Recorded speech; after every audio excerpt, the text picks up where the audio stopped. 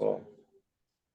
Neighbors at the forefront of trying to get it legalized. And I know I did talk to a couple more people that said they were coming in person. So, can't wait forever. I know we're all here, so might as well get started. Yep, Pammy's here. Hi, Pammy. Hi. Wait, I know that voice. Yeah, Brian. Hi, how are you? Yeah. Yeah, we met at one of the meetings. I think it was the one downtown. At the city hall, yeah. We met in Troy City Hall, right? Yeah, that's the one. Nice. It's good to see you. Same here. Yeah. I miss not seeing you.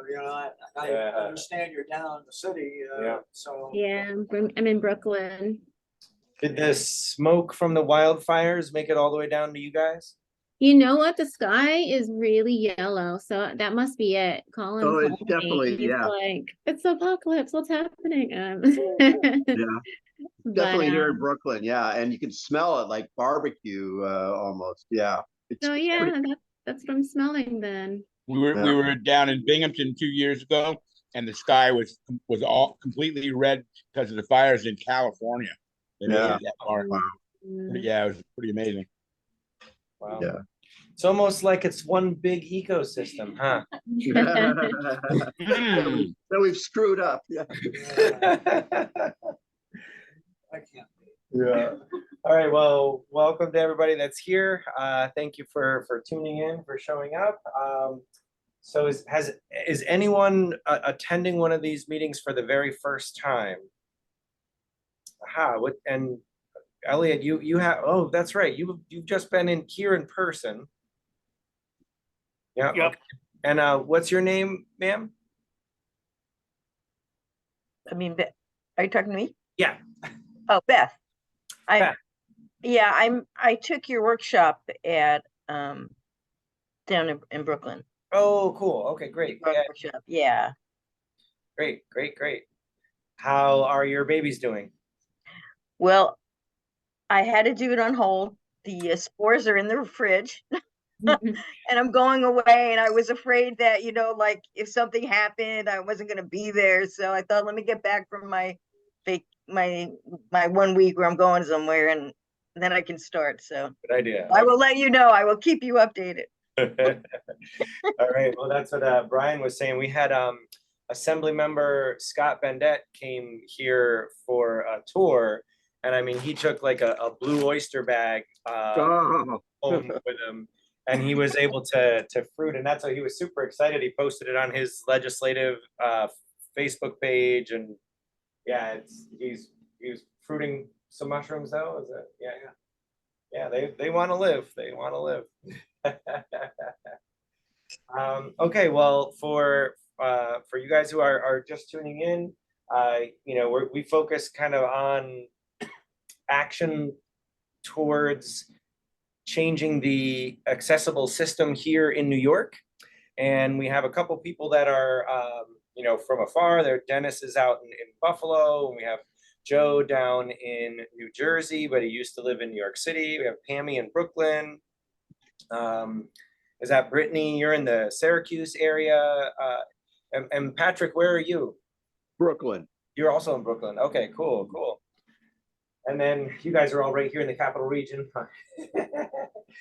So I love that we continue to connect, all of these different filaments, and really creating a nice web of support. And that's, I think, going to be the key going forward is acknowledging that the, people all across the state are interested in seeing a better system or a regulated system or an open and free system.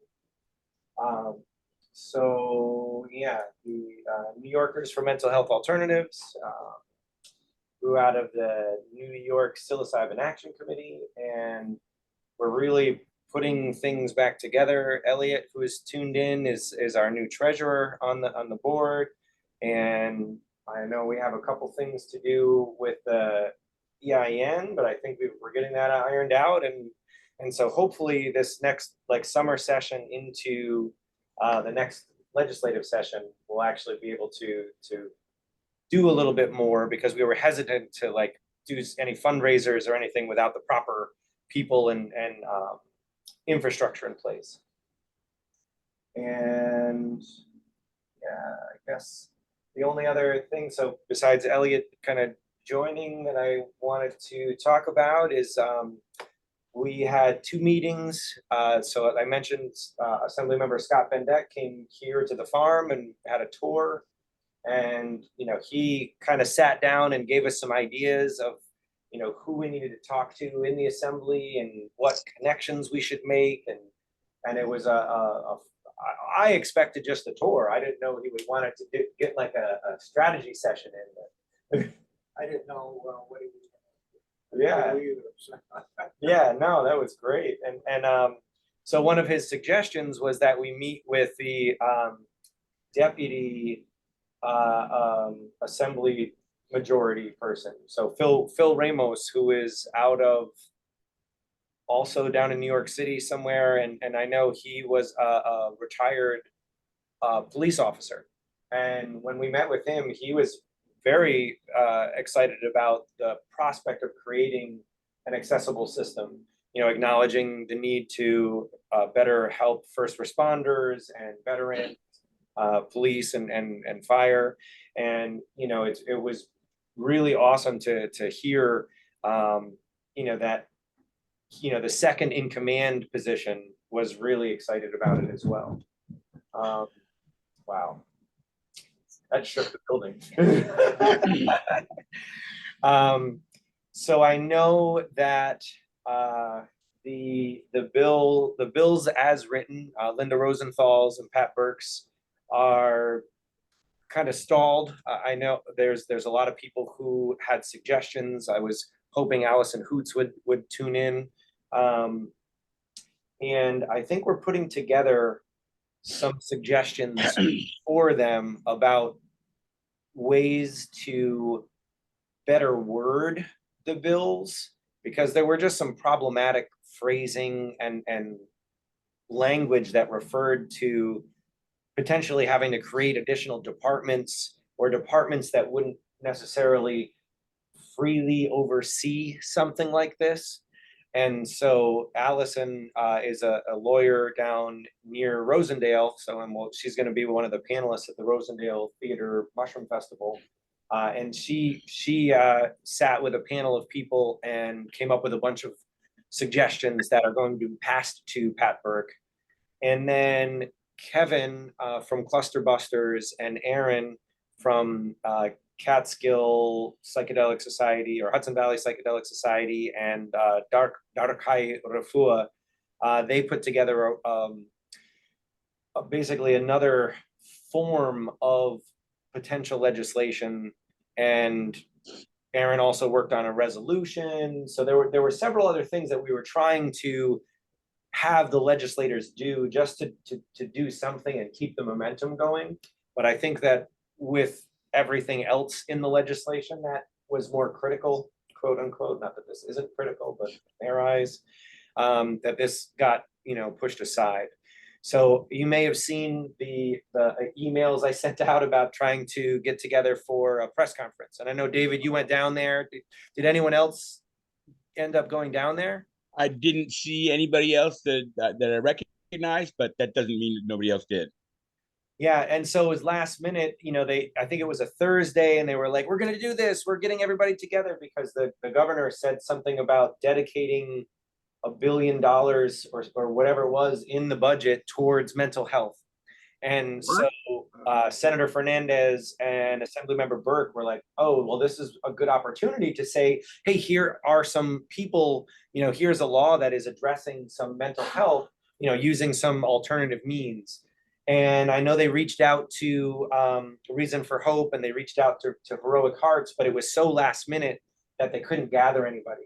And as much as I had confirmations from, I think, over a dozen people, they decided to pull it Tuesday morning, and they were like, we're not going to do this now. And so, unfortunately, you know, as much as we were excited to get down there, it was actually my birthday, and I was like, this would be such a fun thing to do on my birthday. they said that they're going to reschedule. So it's not gone. It's a matter of finding the right time and gathering the right amount of people. So I know that's something that hopefully we're going to push them to schedule it a little bit further out so we can have a better opportunity to gather people and actually make a big showing at the Capitol, because I think that is going to be I saved my sign. good.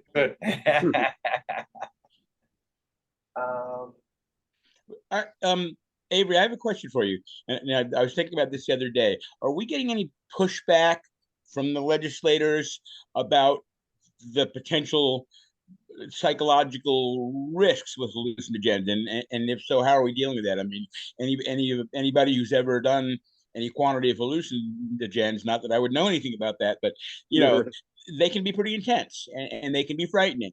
And I think if we try to minimize that or deny that, we're doing ourselves a disservice. But the flip side of that is, okay, then is there some kind of infrastructure being set up so if somebody is having a really hard time, if somebody's freaking out, is there a response? Is there if we're trying to decriminalize this on a state level, there may be, Troy might have something, but is the state pushing, like, what are we going to do? Is there something created on the state level to deal with that? Because it's a reality, Well, and right. could, and I think if not dealt with, it could really undermine the whole process if we get caught with our pants down and somebody has a really, really difficult trip and there was no response. And so that's a potential Achilles heel.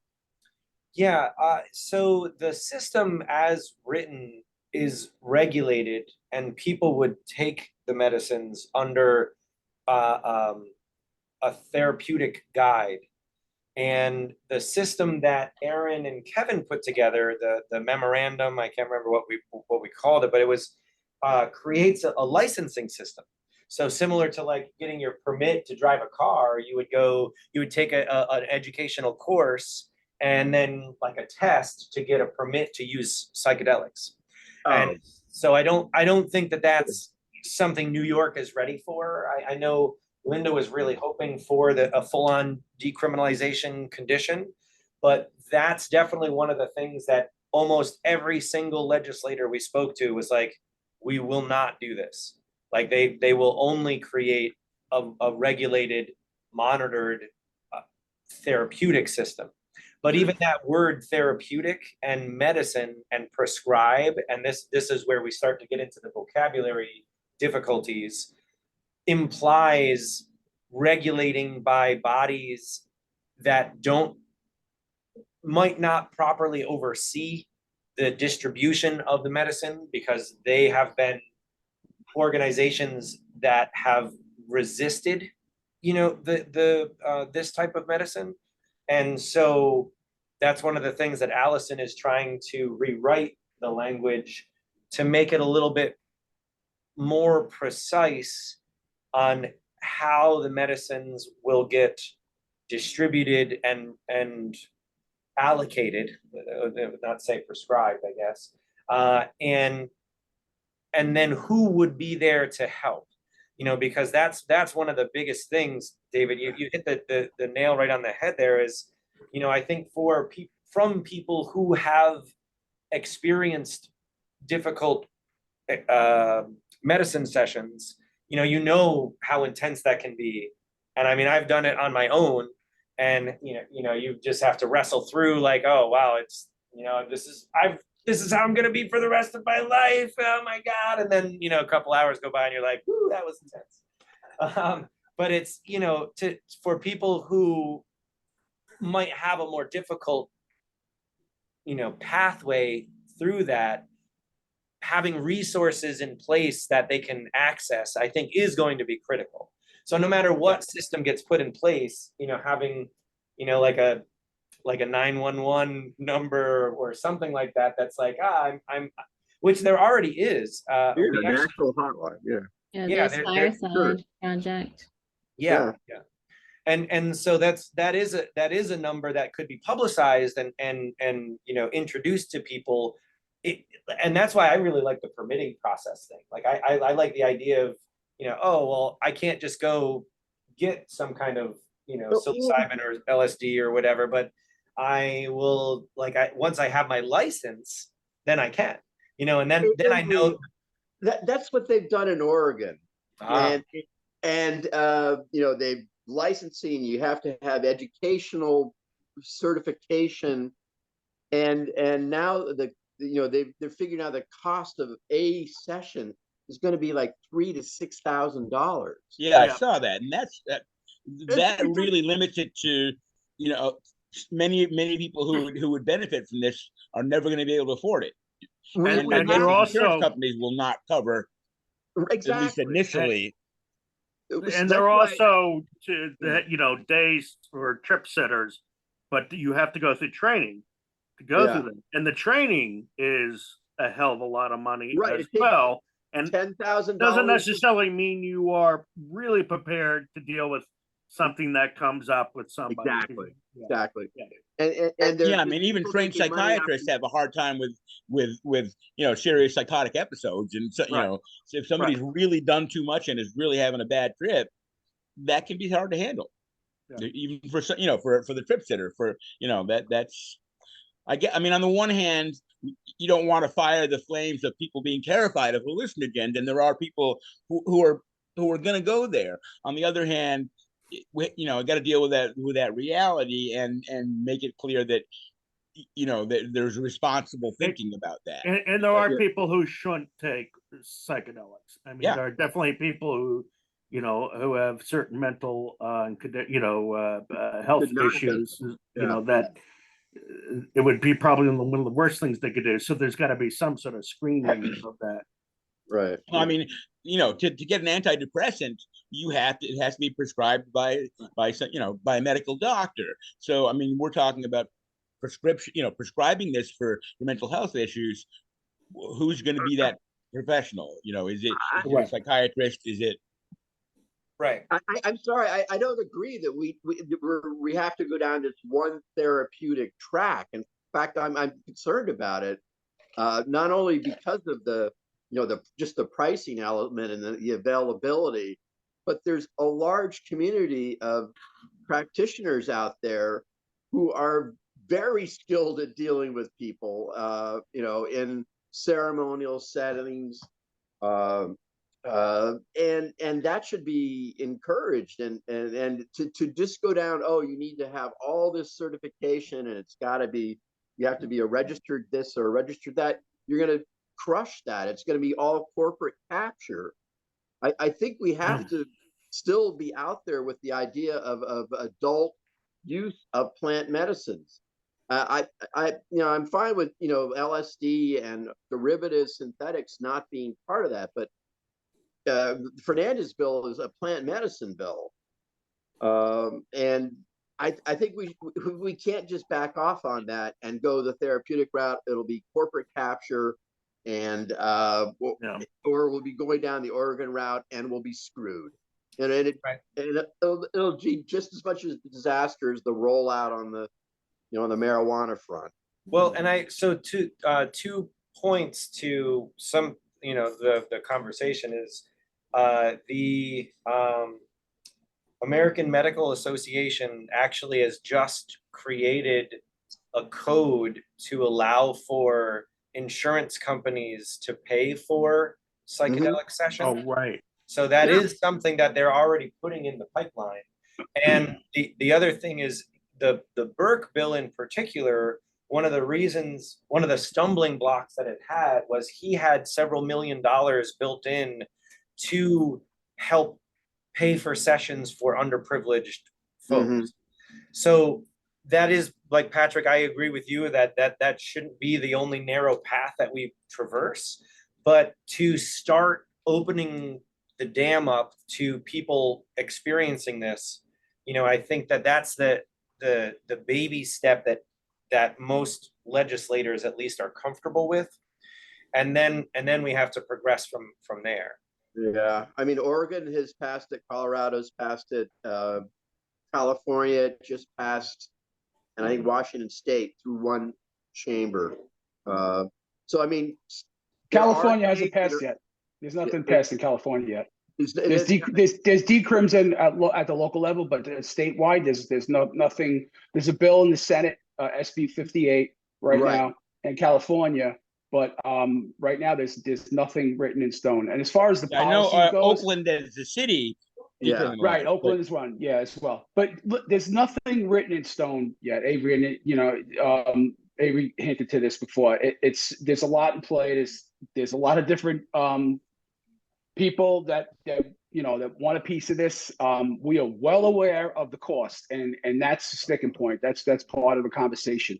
So I wouldn't read too much into the language that's going on right now. Like Avery, I mean, we're talking next legislative session. We're really going to roll up the sleeves and get things going. But as far as saying, oh, it's just going to be a this model or that model right now, there's nothing we can say for sure. There's still a lot of moving parts going on. Right, and there may even, there may be a third bill introduced. Like that's one of the things that, several people have been talking about in our legislative meetings. So that is going to be something. Robert, did you? I think Colorado is going to be a really interesting example for people to look at. So far in Colorado, we've had possession. You're allowed to cultivate, allowed to gift, and allowed to use in a communal setting. And we've had that since the new year, and there's been no increase in emergency room visits, no statistical outliers there showing up that there's been a lot of problems. Right. Colorado is an interesting kind of model because you have the sort of decriminalization aspect of it, that you're allowed to possess, allowed to cultivate and gift, but then also there's the regulated structure where you have licensed facilitators, and you have labs and production facilities and everything else on the. So it kind of strikes me as the perfect balance between the two, and also without requiring the blessing of a healthcare provider. It allows for cognitive liberty and personal freedom also. So they are allowing the GPOP to grow and gift. Oh yeah. You're allowed to grow a 12 by 12 foot space inside your home. It has to be in a locked area, but as long as you don't have kids in the house, your front door locks count as locked. So it's very progressive, and it's by far the most progressive psychedelic form in the country. Yeah. But a lot of people are looking at the harms, that the potentials for harm, that mitigating that. They want to. There's people I know we're working with, educating law enforcement, designing programs for law enforcement education. Also working with hospitals, designing plans for if people are having a challenging experience, that they're not in the bright lights emergency room type of setting. Right. Yeah. Yeah, and I know so Connecticut, I don't know if you guys and anyone else saw that Connecticut is working on a couple different things, and they were proposing basically decrim, but it's going to be more. Someone had suggested a fine instead of criminal,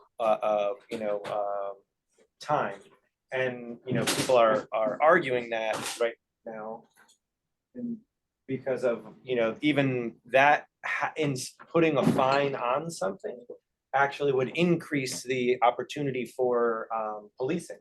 Because then the police would actually go out and be like, oh, now I can bust you for this, and then get another source of revenue for revenue generating. Yeah. Oh, that one happened. Would it? What's the conversation on the supply end? Licensing, not that I know anybody who is good at growing mushrooms, but I mean, what is the conversation about that? About procuring mushrooms? I doubt that it's, well, you find them and then and then it's legal. What is the In what context? In the current like Pat Burke bill? Yeah, I mean, any of the bills. What are they? How are they talking about? Are they talking about licensing people to grow them to sell them for medicinal purposes? Are they? No, actually, right now it's going to be put on universities and institutes to get the licensing to grow, and that's something that I've been talking to other mushroom farmers to help mitigate, because we feel that we should be able to grow, already having the infrastructure and the know-how. Seems like a no-brainer. I mean, right. But that's a thing that we're going to address in future iterations of the bill, because right now it doesn't, being that it didn't go anywhere, it is very loose how they even said that the medicine would appear, so I think they were leaving that up to future decisions. I mean, this first round may just be sort of an information gathering thing. What kind of questions? Where are people going to challenge this? What are the obstacles that and these may be just first drafts. Right. But on the therapeutic side, I mean, isn't the state basically going to wait for the FDA to approve, per application or per specific use? I don't see New York State getting out in front of the FDA. I have no knowledge of the state waiting. That's the first I'm hearing about it, anybody waiting for on a federal level. So you think New York State would deschedule and open up? Well, that's why they're trying to introduce bills. Yeah, I mean, they did it in Oregon and Colorado without federal authority. Yeah, it's 26 states with cannabis. It's still Schedule 1 in cannabis. I mean, I don't think that's going to be an issue. The good thing is I'm really shocked that we're not getting more pushback from some of these legislators. And Avery, I mean, you've been on these meetings. It's like we walk out, we're like, everybody's asking, what's going to be the pushback? And we don't have any pushback. It's just a matter of the language of the bill and all these different things that are in flux. And then every time somebody puts something in, well, this is great, let's do it this way. And then somebody comes out of the woodwork and says, well, if you do that, it's going to cause a problem. For instance, like with the medical stuff, like when you're adding a medical code, that opens up another door. Now you have to deal with medical liability or what have you. I'm just throwing out there. I don't know exactly what it is because I'm not an attorney. I'm not a lawyer. But every single thing you do with this bill is going to have a ripple effect. And it's going to take some time to get everybody together and to figure out the right way to get this out to as many people and have it as affordable as possible. Because the goal is to get help to as many people as we can, but because of the laws and this, and everything else, it's messy. The good thing is, we all honestly believe this is going to get done. It's not going to happen overnight. There's going to be a lot of ups and downs, but it's going to get done. And just if you could do anything, just hang your hat on that. It's coming. Yeah. Who on this call has not read the bills? I have not yet. Yeah, so they are posted on the legislative website. If you go to our the change.org, they have a link to each of the bills, and you can read the entire text. It's all right on the website. So it's and when you do glance at it, you can. I mean, personally, I definitely can pick out several issues, but I think they from talking to Alyssa and Nick, the Linda Rosenthal and Pat Burke's staff members, they were leaving things vague in order to allow them to be defined later on and not have it so narrow. So that way, and that kind of became a little bit problematic, because then it's like, well, we want more definition. We want to know who is going to be overseeing this, or where is the medicine coming from, or who in the room is going like, here, yes, you can take that, or those are some of the the questions that are still open. And Right. those only apply if the only way to get it is through a regulated system. And that's where like Linda Rosenthal's bill is just decriminalization, deprioritization. People can, grow, gift. So her bill is medical, recreational. It's more generalized. Adult use. Decriminalization. Adult use. Yep. And it just removes them from the schedule. Removes all the plant medicines from the schedule. Schedule 1. I think in the end, this is just my opinion, not going with anything. I think in the end, we're going to see a combination of both of those bills combined in some way. And it's probably what's going to happen. What that is still in play. We don't really know right now. Is there anyone really pushing that? That's interesting. Pushing what? That idea. Let's do a. We all are. We're trying to do it right. We're trying to get, there's a lot of different, like I said, there's a lot of different parts. We want to get it to as many people and keep it as affordable as possible. Right. But it's not easy, it's not easy. But it's going to happen. I mean, Joe, like you were saying, though, that's the thing, as we were meeting with all these senators and assembly people, they were all like, yes, I've heard about this, or I saw How to Change Your Mind, or my husband is doing an ayahuasca ceremony right now, or the staffers would come out and say, I'm microdosing right now. And it's everyone there either knew about it directly, had experienced it, or had heard from someone who experienced it. I mean, it was not something that anyone said, oh, this is the first I'm hearing of this at all. Nobody was shocked. Nobody was shocked. So can I ask a question? Did you ask them if there was something that they disagreed with the bill that they would not support, or did you ask if they would? Because I think that's what we need to find out, right? Is that if there's any opposition. And so if we're meeting with each one of them, is to ask, have they read the bills? And which one do you support more? What would you like to be seen? And so that we have like a more direct. So yes, I can say with certainty that almost 100% of them said we would never support decriminalization. So that is something that they definitely stressed at this time. And did they say why? Because the stigma, it got to be the stigma. No, I know, but I mean, I think if it like this very thing that they give, we have to create media around so that we can have there be a direct answer to the things that are still keeping them stuck. If we have that, then we're like literally talking to the people who are voting on it, finding out where they're still stuck, creating media in this times to come around, so that we can just do it very strategically. Right. Well, so Marcina, so I've never been involved in a political machine like this before. And one of the things that I've realized is that very few of the legislators read the bills, and most of them just no. And most of them are just like, oh, this sounds great, I'll put my name on it, and still don't read the bill.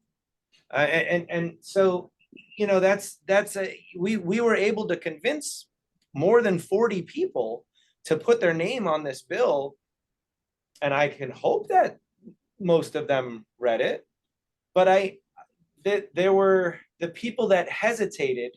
There were a couple strong Republican veteran supporters that just were very anti-cannabis. And so out of that position wouldn't support the access to another alternative medicine. And they were, I think, people we could convince with the right amount of pressure from first responders like Joe, right, or some of the heroic hearts people. And that's why it's going to be critical for being able to share the videos that you guys produced with Reconsider. And then we're doing this panel in Rosendale. That's one of the things I wanted Brittany to talk about. There's our events coming up. But it's really, if we can create enough media that showcases how impactful this medicine can be for people and Right. show it to And- those and- people, that's what's going to really make the difference. And those people have to be everyday people, housewives, single moms, CEOs, construction workers, police officers, firefighters, from all walks of life. We need people to step up and tell their stories of how they were helped with psychedelics. It's you know, a handful of people telling their stories is not gonna happen. We need a lot of people from all walks of life sharing their stories and saying how psilocybin helped them. I mean, I would say like, you know, I think that would be totally doable. I want to make sure that everybody, like, you know, I mean, Brett Waters supports these bills, right? He's not, Brett's working in Washington right now on that on the bill in DC. I'm not sure where else he's on the state level. Brett, you're talking about Reason from Hope, right? yeah. Oh no, he's yeah, Reason for Hope, yeah. Wasn't, I mean, wasn't he working on the bill? Was there stuff that he disagreed with on it? Not in New York State, not that I know of. Okay. Unless it could be the case, I don't know, but I just want to make sure we don't have anybody working against us, because I mean, I think with that, you know, the way that because I mean, we worked on getting, you know, LMFTs into the school system in Connecticut, and it was like just having a list of each representative and where they stand with it, and then go in and just personally interview them. And we have time right now, right? Because it's not going to be up for a while. So it's a good time to be able to say, okay, let's also divide and conquer. I am an LMFT. I am trained in from CIIS. You know, we can go in as groups of people so that maybe they want to hear from a therapist, maybe they want to hear from a firefighter, maybe they want to hear from a veteran, but we can like maybe even go up as groups so that we can. But that's what I feel like if we could do a strategy a little bit like that now, that could be helpful. Yeah, and that's exactly what I was going to talk about as our next steps. So Mike Avella is the lobbyist that's been working with us, and he is the one that's kind of identifying these key legislators and thinking about whose story would most move them. And so once we have that, you know, we put together this giant spreadsheet of all the legislators and kind of like, you know, whether we interacted with them, whether, you know, where they stood on the bills and what we did. And that's something that we're collating still is the voice who we think would impact them most, and then gathering those people to do that. As part of, we met with Senator Jake Ashby, who's a veteran.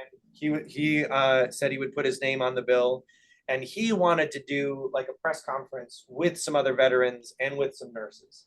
So then Senator Fernandez and Assemblymember Burke wanted to also like just have a panoply of people, you know, from various walks of life able to present, you know, their perspectives and how it's impacted their lives.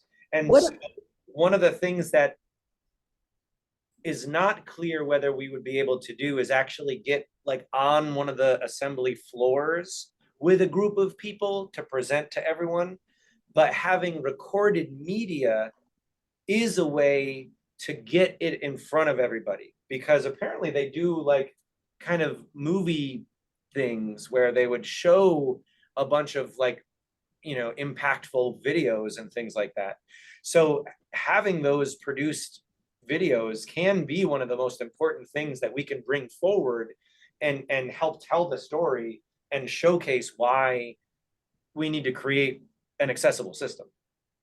I mean, I think what I feel like could be really impactful is, I mean, obviously we've been doing groups of different people. So from nurses to first responders to, you know, psychiatrists, we can literally get a researcher that can come up with, I mean, I think there should be like a really incredibly diverse group and use media so that we can do a Q&A so they can ask questions, but also show media that's going to really kind of tug at their heart saying, and in one way going, guys, listen, we can bring young people to the table you know, this is something that I think we need to like create an opportunity, ask for the space, and then create an experience for them where we take them into another understanding, because there is a huge gulf between what we've learned to be what drugs are and what we're actually talking about. And there's no way for people that have not experienced psychedelics to understand the difference between heroin and mushrooms. Yeah. Right. But if they hear from a researcher, if they hear from this and they watch that, then they have a chance to ask questions, it's going to be much more impactful than being able to read a piece of paper. And so that's exactly one of the things that we've been talking about, how to get the legislators to get the legislators access to this other information. And so the Rosendale Fungi Festival, the Mushroom Festival on June 17th, there's going to be a psilocybin panel with a researcher, a nurse, a therapist, a lawyer, and a religious leader. So, and we're going to record that and have that able to be sent to the legislators. I know it is Marcina that's tuned in there, right? Is that the? Oh, I think you're muted. I said we were eating, so we turned the camera off. Oh, yeah. But yeah, is everyone? I don't know if everyone knows Reconsider. Who by show of hands, who has not heard of Reconsider? Quite a few people. Okay, so yeah, I mean, Reconsider. Do you want to say a quick blurb about? Well, I mean, I think it too. I mean, you can go. If you go to reconsider.org, what we do gatherings, and it's about bridging the medical, the mystical, sacred with the scientific, and actually focused on being able to create communities and gatherings that bring people together to start preparing our communities for the entrance of psychedelics into their particular communities. And for each community, it's a little bit different. So, if you're bringing together nurses, they have different challenges than veterans, and veterans have different than first responders. And so we're like kind of catalyzing and continuing to catalyze both the work of the psychedelics out there, but also then integrating them into these communities. But we talk about transformational medicines that include psychedelics. So we talk about that really the psychedelics are really about is a greater understanding of both our mental and societal health. And that's what we need to really look at in the struggles that are happening there. So you can. And that's it. And you guys are doing such amazing things, and having that portfolio of produced video, because they record almost everything and really put it together in such a beautiful ways, that getting the lawmakers to take a look at that is one of the things that we're trying to figure out how to do. So that is you can send someone an email and be like, yeah, watch this, but like we were talking about having an event where the videos are on a screen or something like that. So it's hopefully we can get more lawmakers to tune in to these things that are already happening. Yeah. And speaking of things that are happening, Brittany, do you want to talk about some of the potential events and how we're gathering? Thank you. So I'm in Rochester, New York. Rochester. I live a little bit more in the Finger Lakes. So we are planning to have a summer psychedelic picnic in Rochester, hoping to gather folks from Nymha that are around here and other folks from different organizations in the area, psychedelic advocate groups. So I think we have decided that's going to be on August 5th. So if people are interested in coming up, have a commute, it's going to be probably an all-day thing at the park. So a good opportunity for us to get to know each other better and network with each other and have some fun. Now, is that something that you would consider also inviting legislators to? Yeah, for sure. That's one of the things that, we talked in one of our legislative sessions about, events that we could tell them to go to meet more people that are engaged in this work. And, you know, maybe we can focus it on the legislators in the central New York area to say, hey, there's, you know, people are advocating for this, and here's, you know, an information, you know, social gathering, you know, go learn something. You know, I mean, will they? I'm not sure, but like making sure we put together like some kind of calendar that has these things on it, I think would be really, you know, great. I'm also hoping to plan like a little field trip to Kazum, Alex Gray's property. They're getting ready to open up their new art gallery, so I think it would be fun to go and explore and hang out with each other. This past weekend was their first weekend. Okay. Yeah.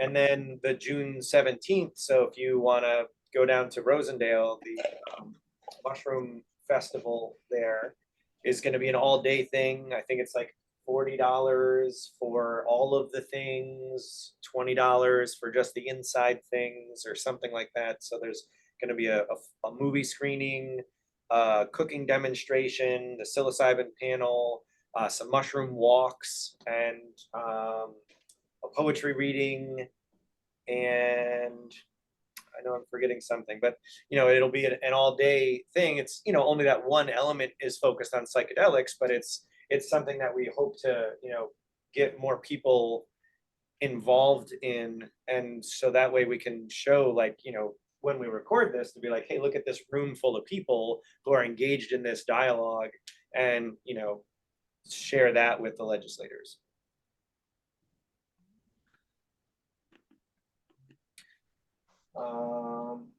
Let's see, Taylor's not here, Etienne's not here.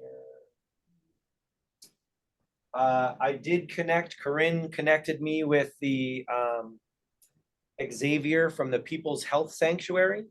And so there's a professor at RPI who is willing to do a multiple hour psychedelics in group therapy training session for, you know, basically everyone here. And maybe that's another thing that we could record and just continue to build this body of, you know, media that we can share with legislators to show, like, oh, here are some of the things that people are already doing, you know, without having this regulated system or adult use system are in place to help mitigate potential risks. Because I feel like the more, you know, information people have at their disposal, the easier it will be for people to navigate those challenges when they do come up. You know, even if they're, you know, having their own personal experience, it's like, maybe I can watch this YouTube video where they talk about stress or whatever, you know, and then they can, you know, without calling somebody or having the trip sitter, kind of give them resources. Did someone share the link to the Rosendale thing? Cool. Thanks. Is there information out there? Rochester, that sounds interesting. Something that I would. Brittany, is there an invite to that Rochester picnic or information somewhere? I will probably have more information within the next couple weeks as far as location and other details. Okay, great. Yeah, I'll let you guys know. I'll make a Facebook page through the Psychedelic Society of Western New York, and I'll share it maybe in the Discord app. Okay, great. Yeah, and when I send the minutes out for this meeting, I'll mention it, and then, you know, you could always, we'll work it into the July meeting. We are going to have we're not going to meet the first Tuesday because that's the 4th of July. So July's meeting will be July 11th, so the second Tuesday. Yeah, I don't know. Did anyone else have anything? Elliot, do you want to say anything? Pammy, Dennis, as board members? Well, I think Avery, you and I should probably talk about, more of the details of what I need to do. But I'm also interested in, how to get more involved in some of the strategic stuff as well. So, I mean, I know we're all doing that, but I do have some time Great. to devote to it. Well, yeah, we have a Monday legislative meeting that a lot of those deep strategy things get discussed. Is that at 3:30 on Monday? Yep. Okay. Yeah, that's a tough one, but I might be able to do that. Yeah. Is that every Monday or is that, I'm sorry, folks, is that every Monday or is that? It has been every Monday. It was not yesterday. There's been some that are canceled, but yeah, I'll dial you in. Okay, thanks. Yep. And I joined a little late, but I want to officially say hi to Elliot and welcome and thank you for being here. Thank you very much. I'm looking forward to clearly a lot of very thoughtful, very dedicated people here, and I'm looking forward to working with everyone, and then all the ones that couldn't be here today. So it's exciting to me. So thank you, Pammy. Well, great to meet you as well, Elliot. I'm Dennis. Thank you for joining. No, thank you. And Joe, you and I met briefly before. I was also Yes, we have. In the Capitol building. Yes, I remember. And a shout out to Avery. Thanks for mentioning the bills listed on the New York State Senate site. I've just been over there and I couldn't help notice the little I check box, I and nay. Oh yeah. Pop up. So I'm going through and clicking I on all these bills and letting them know. Good. So, I mean, that wouldn't be a bad campaign. I don't know if they do. I'm guessing they look at that data. If there was a lot of people that clicked I and wrote a note, that might be helpful. They look at everything. Yeah. Yeah, I think the central staff do that for sure. And I know the people who sponsor those bills also take a look at that. And if you haven't already, our change.org petition is almost at 1,000 signatures. I think the last time I checked, we were at 981. So share that. And that was one of the things that we're kind of waiting for that to get more meat behind it before we, go to the legislators with like, look, we got 12 people to sign our thing. We want to have, a larger showing for that before we showcase that we did that. Beautiful. Yeah, well, if nobody has anything else, I mean, that was, I know I just wanted to update people about where the bills were and kind of what we're doing going forward. We definitely want to try to engage the legislators as much as we can with at least media opportunities, but in-person things are always way more impactful, And so if we can get even small groups to go to, the psychedelic picnic on, in Rochester or whatever, if we can get a few people to go to the Rosendale, film festival, I think those are going to be the ways that we show that everyday people are, spreading this information and engaged in this work. Is it better for them to come to those or for people to go to them? I don't know. Or is it both? I would say both. Yeah. And from talking to the different legislators, I mean, John McDonald, Scott Bendett, they've come here to the farm. And I think like any kid that gets used to doing the same classroom activities every time, they appreciate a field trip. Well, I can imagine it to your place. It's going to be a really good field trip. So, Avery, I just had a quick question. When you go on change.org, how do you find where the petition is or the bill is located? What is it under? Well, I put a link of the Nymha there in the chat just now. Yeah, if you go, if you put in like too many New Yorkers are suffering or something like that, I think, or access to psychedelics is the title of the. It says allow New Yorkers safe access to psychedelic medicine. There you go. Yep, allow New Yorkers safe access to psychedelics. And it also has New Yorkers for Mental Health Alternatives. Yep. Is the one who listed it. Yep. And then as far as the bills go, they're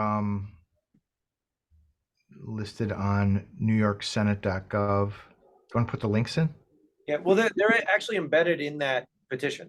So Oh, we just perfect. Scroll down the petition. and- One-stop shopping. Yep. Yep. I'm not sure how to share this on social media. Is it? There is a share link. There is like a little share button. And when I paste that URL into Facebook, it shows a nice preview. Okay, thanks. Awesome. All right. Well, no one else has anything. That's all I had. So thanks for tuning in, everybody.